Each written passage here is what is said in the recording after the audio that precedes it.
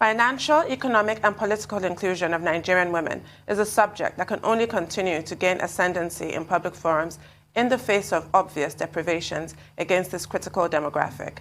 And aspects of that discourse blames women for not stepping up to take what rightfully belongs to them, but still serves to highlight the systemic injustice underlying such a position. Critically, another front has been launched in an effort to continue making an impact in this direction. Joining us now from HRISE Abuja studio to tell us all about this is Adaora Onyechere, Head Women's Affairs and Gender Cluster Committee in African Union's Economic, Social and Cultural Council, Nigeria. Welcome to the program. Good morning. Good morning. Thank you for joining us. Thank you for having me. Thank you very much indeed. Well, thank you, Ruben. Thank you for having me. Yes, African Union Decade 2020 to 2030 for financial inclusion for women and girls. Could you take us through why financial inclusion is so important, particularly from that gender perspective? Thank you so much. I think I'll take a back step into why really this came into being. In 2020, February precisely, in Ethiopia, in Addis Ababa, during the 57 Heads of State Summit, which held in Addis Ababa, the conversation was to look at how to shove up and expand conversations on women's role, especially in sustainable development in Africa.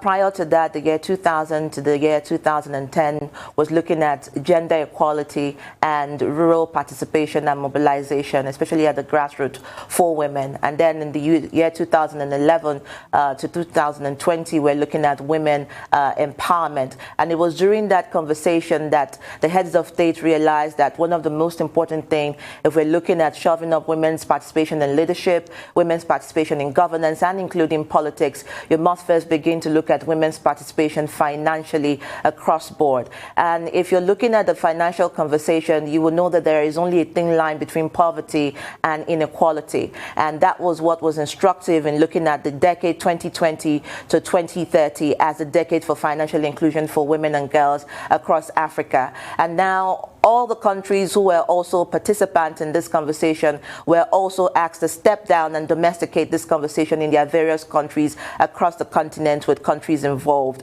And Nigeria was not lacking behind. And I think looking at our consideration in terms of our yardstick in measuring how far we've gone with gender mainstreaming in Nigeria, I think is a clarion call and absolutely apt at the moment. If you look at other countries like Rwanda, countries like South Africa, countries like Namibia, and you look at the statistics of the women in parliament, it has risen, credibly so because of the involvement of women, especially in policy making, and also looking at grassroots mobilization for such countries. You might also have considerations for other countries who perhaps not looking at parliamentary inclusion, but looking at inclusion for women, especially in education. Countries like Burkina Faso, countries like Madagascar, countries like Ethiopia as well. And so the question is, where is Nigeria in all of this conversation? I mean, we're looking at the dwindling numbers of women participants in election, and also those that came out and emerged during the last election. So the big question is, how do we maximize women's efforts going forward? How do we get more inclusion for women? And the question that was the answers to those questions began to look at issues of non-inclusion for women financially, especially looking at grassroots women's mobilization. So yes, this is a time to look at that instructively, because when you also look at financial literacy, women are more equipped. When you look at financial inclusion, Nigerian women, you look at 70% of the informal sector is made up of Nigerian women. So this is the time that we thought that this was certainly apt, especially going from the African Union mandate. Now, Nigeria has been a signatory to several international treaties. What's going to make this one different? I think, first of all, it is in the level of domestication and also looking at process of implementation. What we have seen before, we have continued to look at and review some of the considerations on the treaties that Nigeria has been signatory to, from the Maputo Protocol to the UN Women's Generation Equality, etc., etc. And all these yardstick also look at inclusion. Now, again, when you're talking inclusivity, you're talking empowerment. And the first category of empowerment you're looking for when when you're talking women, you're looking at financial inclusion. And the reason why this is so instructive now is because of the level of mandate to domesticate this conversation across Nigeria, across the 36 states. Remember, most of the treaties that we have been signatory to are national and global endorsements, which also have been very particularly progressive time and time again, perhaps not as fast, but we're looking at going differently, because when you're talking Africa, you're looking at Nigeria as a giant lead pathfinder for other African countries. And so for us, what is most instructive in terms of implementation is the domestication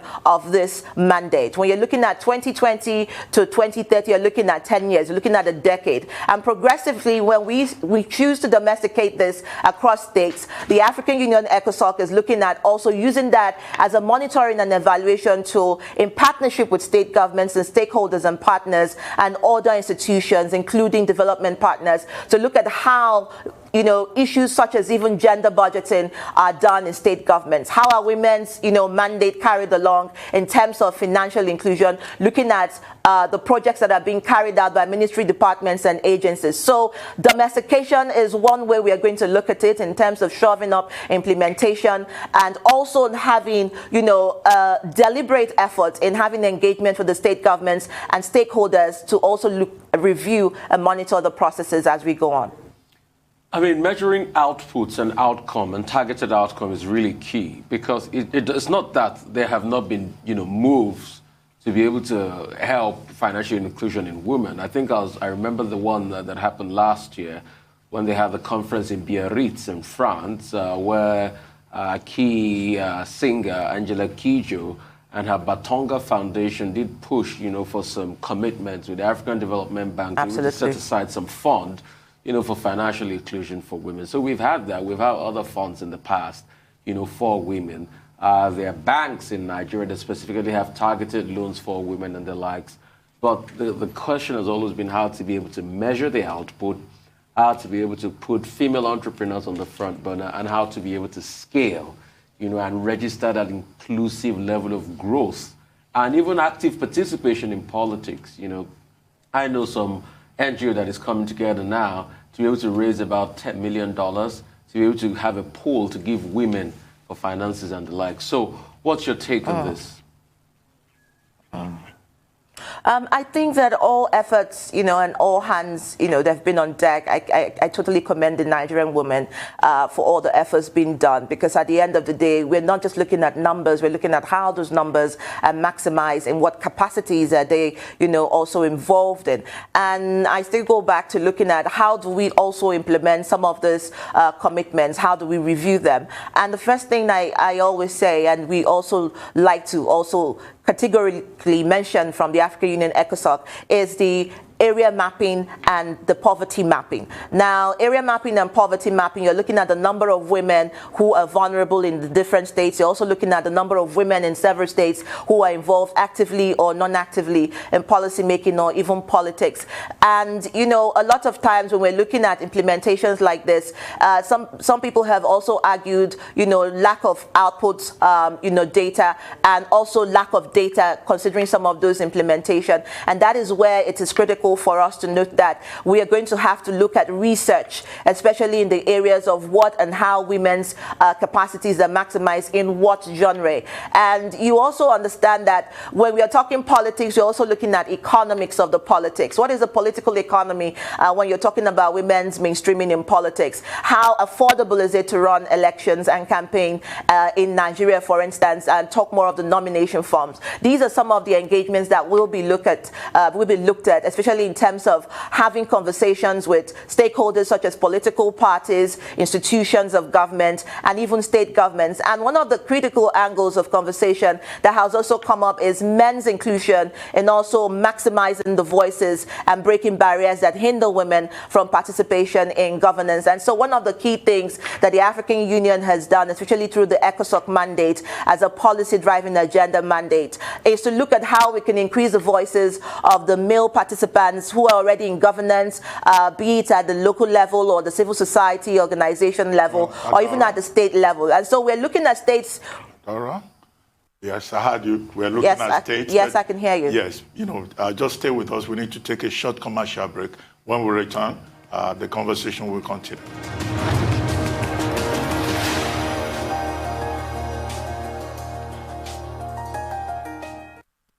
Welcome back to the morning show here on the HRISE News Channel. Our guest is here, Adaora Onyechere, Head Women Affairs and Gender Cluster Committee in the African Union's Economic, Social and Cultural Council, Nigeria, Ecosocc, Nigeria. Thank you very much, Adaora, for staying with us. Before we went on break, we were talking about including men, the inclusion of men in this entire process. But earlier on, you had talked about domestication.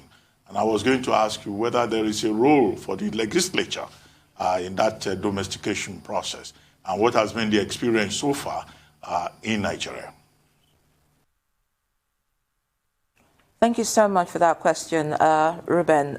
First of all, I think one of the most important things to also bring into account in this journey is the fact that we have also signed a memorandum of understanding with the Federal Ministry of Women Affairs, who is really particular about expanding the conversation and the discourse beyond just the conversation at the state level, but most importantly, looking at how the legislature also participates. When we look at the review of other African countries and how they have been able to shove up this conversation of financial inclusion, it has always come from a constitutional review perspective. The questions we are asking now is how do we also maximize this mandate by getting the legislature involved?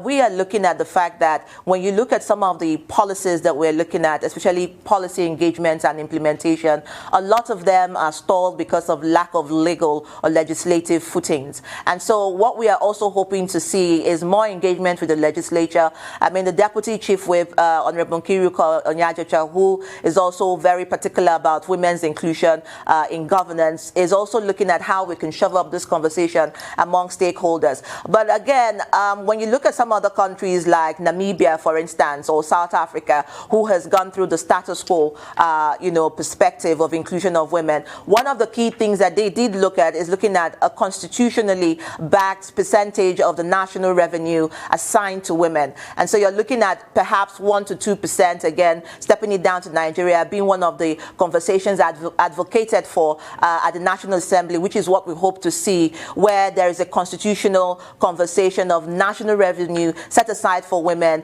in a lot of the conversations talking about intervention. And you look at the national budget and you look at the state budget, how is gender budgeting also being done to accommodate issues that concern women, from social welfare to health, to agriculture, to business, to oil and gas, and all the sectors involved. So I believe that the legislature is the backroom conversation towards domesticating some of this mandate. And it has been some of the conversation that has been led by the head, the Nigerian head of the African Union, Ecosocc Nigeria, Dr. Tunji Ashaolu, where he keeps mentioning the fact that the mandate can be carried through, and it is not just lip service, can only not be lip service if we have the legislature and all the stakeholders involved. So what is the percentage of the national revenue assigned to women? How do we shove that? How do we maximize that? And how do we even review or develop that conversation and that strategic engagement if there is none at all? And I think that that is where the Memorandum of Understanding, the engagement with the Ministry of Women Affairs,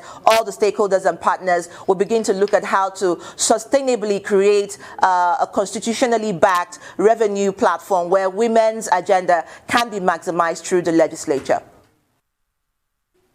Strategy to increase the participation of young women, specifically in politics, since we all saw the events of last October have proved that they have the inclination and they have the ability.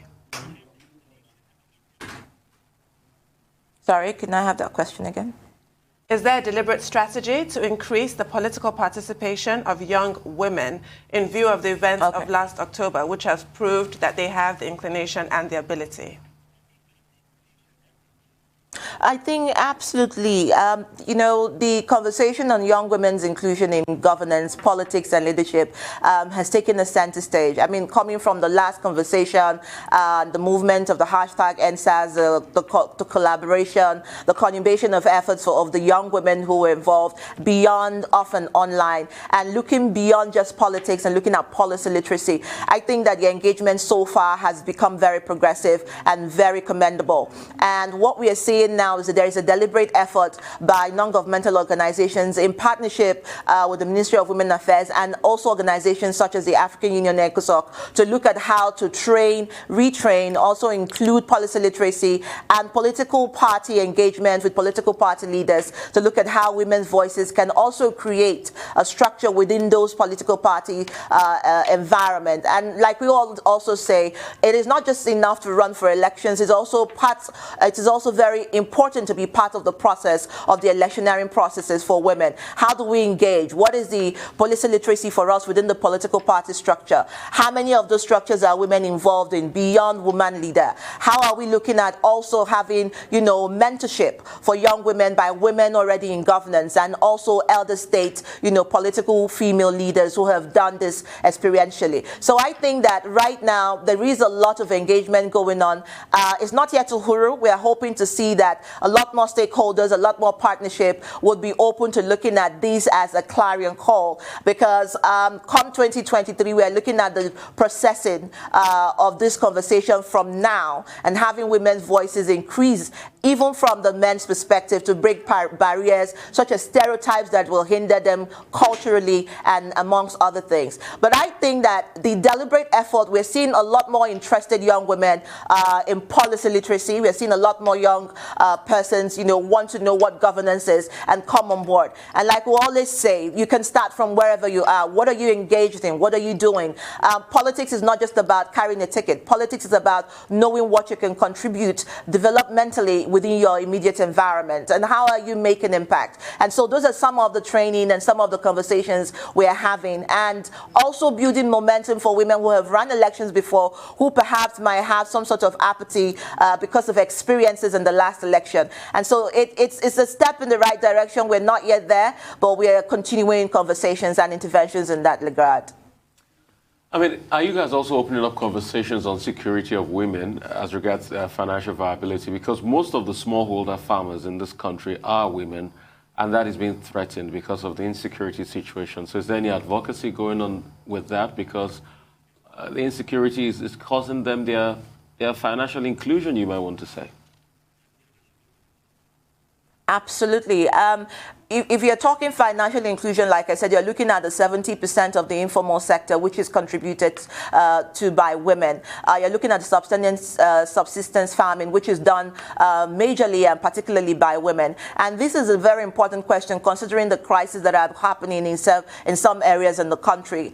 Some women are unable to farm or, harvest what they have farmed in the past, planting season because of fear of attacks, such as what you've mentioned. But I think one of the key conversations ongoing is conversations with the state leadership, also looking at advocating for safe farming processes for women. How do we look at women's security as prime in this conversation? And how are women also playing key roles in the area of talking about reconciliation, mediation, and also looking at engaging those who are at the forefront, discussing ways in how to enhance the voices of women who are concerned within this polity? Well, I was going to ask you about financial inclusion, closing the gender gap, but what has been the specific challenges in the context of COVID-19 and also in relation to violence against women? And before we go, whether there are some best practices from other jurisdictions that you think that Nigeria can look at? Thank you so much. In terms of best practices, let's not even go too far. Let's look at a country like Kenya and the instruction and the instructive models that they have used in their countries in terms of increasing voices of women during the COVID-19 era. You're looking at Ghana. You're also looking at countries like Rwanda as well, which also comes to bear a lot of time. Remember that, for countries, the dynamics of COVID-19 and the post-COVID-19 interventions have been different, have been measurable in terms of what the immediate environmental needs are for the women and the enabling factors and status quo within those environments. For us here in Nigeria, like everyone else who encountered the new normal, the dynamism of the new interventions that have come with COVID-19, it's also very, very instructive. There are different ways now. People are engaging more via virtual processes, and you understand that most of those women who are also at the rural area perhaps might not even have ability to have access to data. So how do they get information? So these are reviews that have come during the post-COVID-19 conversation. How do we increase the voices of women at the rural level to intercept those conversations that are coming from the center to the bottom? And like we always say, what we are also learning to do is to start a bottom-up approach in terms of engagement. Usually what we have seen before the COVID-19 process is a top-to-bottom approach, which oftentimes have left the priorities of those at the rural level uncatered for. But what we are seeing now is a major deliberate engagement of the system. Our advocacy as African Union Ecosocc, Nigeria under the Gender and Women Affairs Unit, is also looking at having conversations with local and non-local NGOs who are also participants in looking at issues concerning domestic violence against women. This year's International Women's Day focused critically on issues concerning domestic violence against women, as they have always done. But this year was also taking it a top notch, considering the level of cases we saw during the COVID-19 period and post-COVID-19 crisis. And one of these issues was financial dependence. You find that financial dependence is a lot more one of the reasons why women cannot move away from toxic relationships or environment ab initio, because they are looking at how will they cater for their children. How are they going to be able to manage the new environment where there is no sustainable income? So what this has done is to give some level of conversations to small, medium business owners, begin training for women, and also increase advocacy on how we can engage those women who are cut off, from conversations like this at the rural level. And I think that going forward, one of the important conversations we are going to also be having is engaging role modeling for some of the states. For instance, in Sokoto State, we have seen that there has been a necessitated deliberate effort in increasing informal education for non-literate mothers and young women, and also looking at safety for young women in boarding houses and science schools by increasing boarding facilities and buildings and accommodation for young persons. And this is one of the key reasons why the African Union Ecosocc also did, after the data and survey mapping that they have done, also use such personnel and state government officials like the governors who are doing extremely well in certain areas to shove up participation and partnership for such states, and look at advocating for more states to begin to look at those examples. We want to see where Nigeria will fit in by 2030. How do we increase and maximize our status quo as a member of the African Union and as Ecosocc? And Ecosocc is the policy organ, body for the African Union, looking at development policies and looking at how to implement and domesticate them for sustainable development for us here in Nigeria. So we want to see Nigeria join the Committee of Nations in looking at what we have done exceedingly well in this next 10 years during the financial inclusion process. Are we going to look at shoving up our areas of engagement in quality education for young girls? Are we going to also look at maximizing and increasing women's inclusion in business and agribusiness? Are we going to look at economic and political literacy? These are some of the things we are looking at, so that by the year 2030, we are able to measure and have Nigeria join the Committee of Nations that are looking at maximizing this mandate. Yes, on that note, Adaora, let's take another commercial break. And we want to thank you very much for joining us. Thank you very much.